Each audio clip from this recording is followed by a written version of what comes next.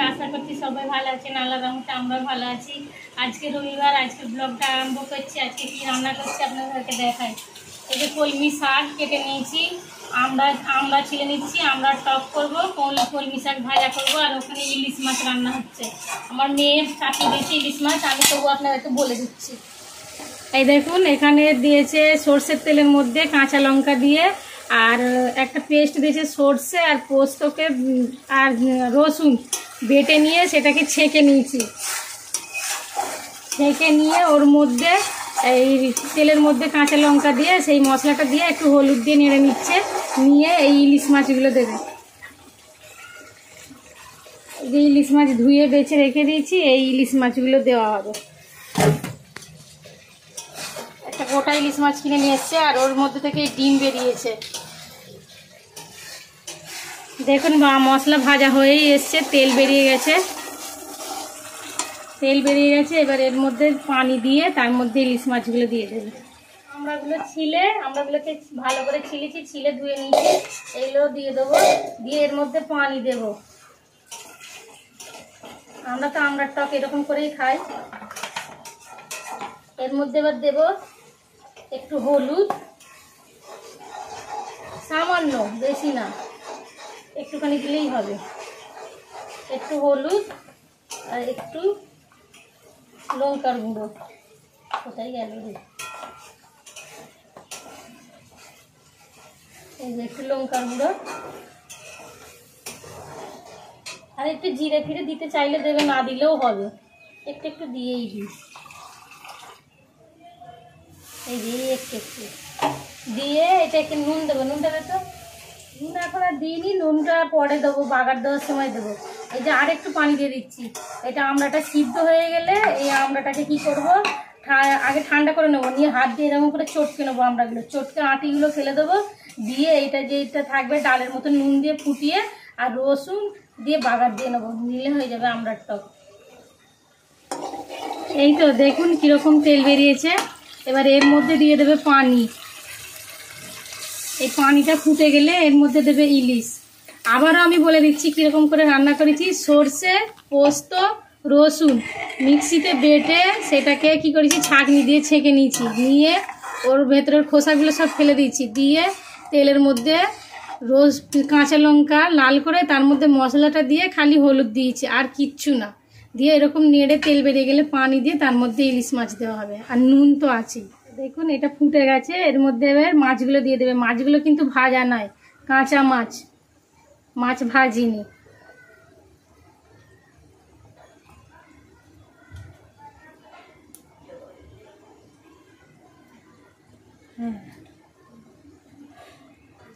এইরকম কাঁচা মাছ দিলে তবে টেস্ট হয় খেতে।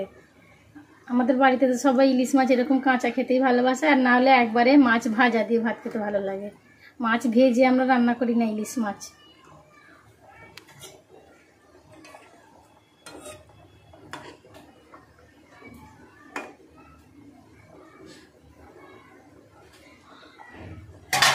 হয়ে গেল মাছ দেওয়া, ঢাকা দিয়ে দেন। এবার এর মধ্যে মাছের ডিমটা দিয়ে দিচ্ছে।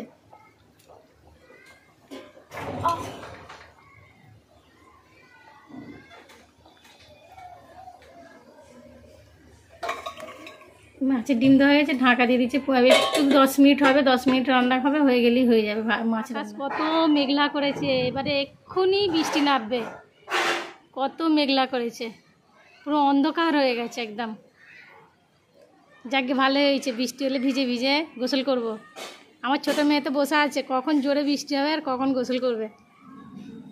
একদম আকাশ অন্ধকার হয়ে গেছে। বৃষ্টি হচ্ছে দেখুন, টালি ফালি ভিজে গেছে, নিচটায় ভিজে গেছে, কিন্তু খুব আস্তে হচ্ছে। আমরা জোর বৃষ্টির আশায় বসে আছি, সবাই মিলে ছাদে গিয়ে গোসল করব। জোর পানি হয়েছে, এবার ভিজলে, জোরে পানি হলে ভিজতে মজা লাগবে। চলে চলে ছাদে যাই।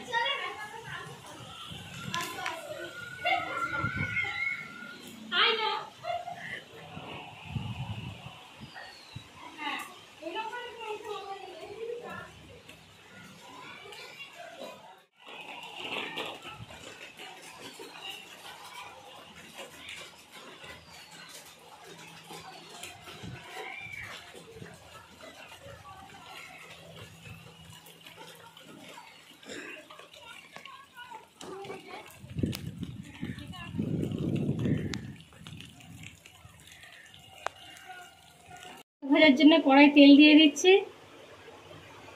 এর মধ্যে দিয়ে দেবো, তেলটা গরম হয়ে গেছে, এর মধ্যে দিয়ে দেবো পেঁয়াজ, শুকনো লঙ্কা আর রসুন থেতো করা।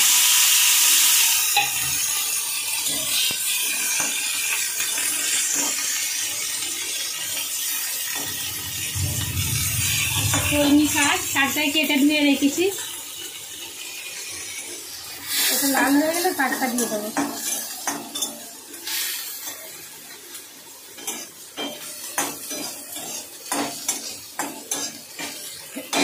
এবার এর মধ্যে দিয়ে দেবো শাকগুলো।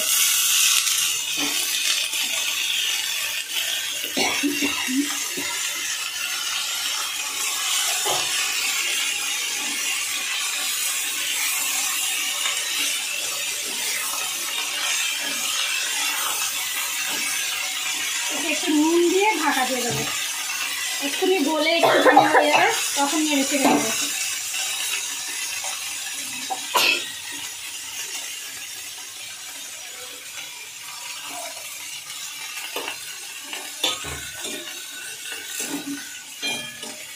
নুন দিয়ে ঢাকা দিয়ে দিলাম।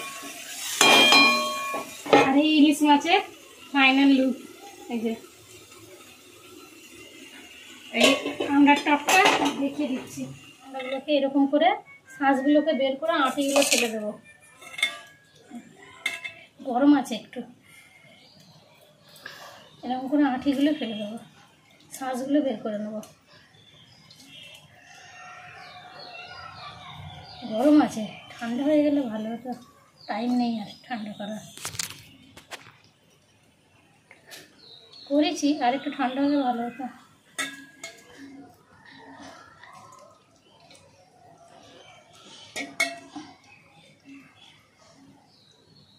এই আটিগুলো ফেলে দিলাম। এর মধ্যে এবার আরেকটু পানি দিয়ে নুন দিয়ে ফুটিয়ে নেবো, নিয়ে বাগার দেবো। সকাল থেকে আমি পানি খাইনি, সব পানি খেতে দেবো। এটাকে ডাল লাকড়ি দিয়ে একটু ঘেঁটে নেবো।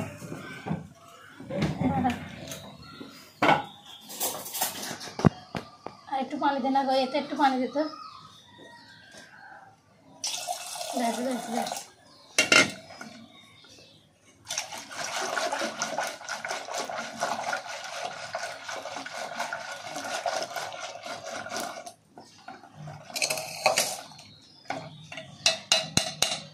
এতে একটু নুন দিয়ে দেবো, দিয়ে ফুটিয়ে বাগার দেবো। এতে হাঁড়িতে তেল দিয়ে দিচ্ছি, ডালটায় যে নুন দিয়ে ফুটিয়ে এটাকে ঢেলে নিয়েছি। এই হাঁড়িতে এবারে রসুন দিয়ে বাগার দিয়ে নেবো। এতে রসুনটা থেতো করে রেখেছি, এই রসুনটা দিয়ে বাগার দিয়ে নেবো। তেলটা একটু গরম হয়ে যাক। কে এরকম করে খাটা রান্না করেন বলবেন আমাকে কমেন্টে। আমি তো এরকম করেই রান্না করি, আমার শাশুড়ির কাছ থেকে শিখেছি এরকম করে টক রান্না করা। আমরা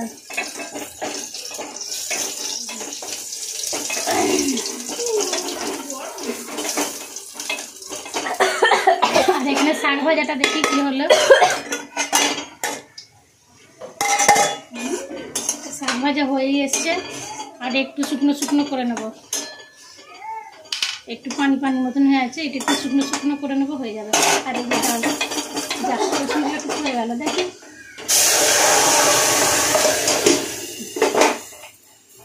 হয়ে গেল ডাল ভাজা।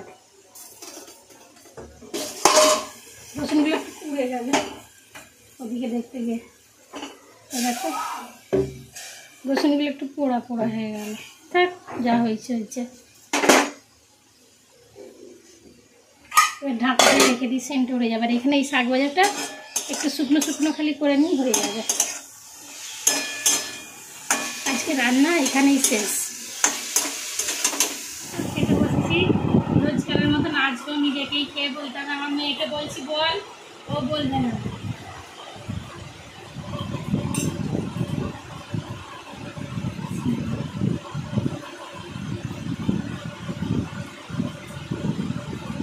রোহিত বাদ এত মাছই হয়েছে না, যে কি বলবো, মাছের 20 পিস দিচ্ছি তবু মাছই হচ্ছে। রান্না তো ভালো হয়েছে।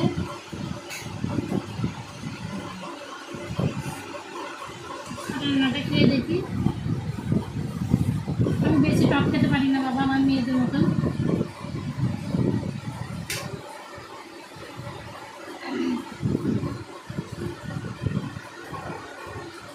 এটাও খুব ভালো হয়েছে। এরকম করে টক রান্না করে আমরা খেয়ে দেখবেন কীরকম হয়েছে। এটা আমার শাশুড়ির রেসিপি।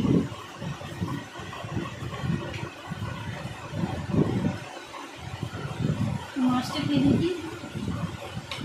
মাছটা আমার মেয়ে রান্না করেছে। আজ রবিবার না, আমার বড় মেয়ে ঘরে আছে, ওই রান্না করেছে। আমি খালি একটু জোগাড় করে দিয়েছি।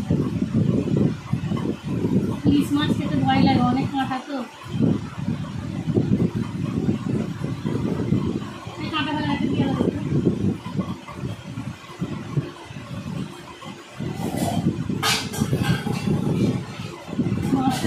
মাছটা খুব টেস্ট।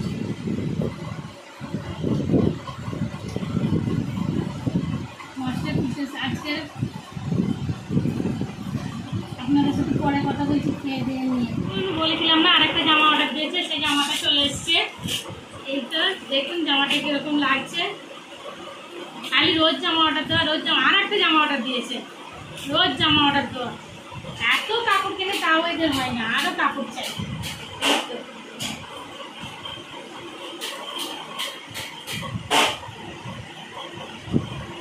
এই তো দেখুন ভালো লাগছে কি জামাটা।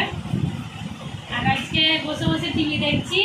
টিভিতে নেটফ্লিক্সে আমার মেয়ে পয়সা মেরে দিয়েছে। আর তাতে দেখছি হ্যারি পটার। কি Harry Potter cinema, English cinema, Harry Potter দেখছি। আর আজকের ব্লগটা এখানে শেষ করছি। সবাই সুস্থ থাকবেন, ভালো থাকবেন, আমাদের জন্য দোয়া করবেন, আর লাইক দেবেন, কমেন্ট করবেন, সাবস্ক্রাইব করবেন। আল্লাহ হাফেজ, বাই বাই।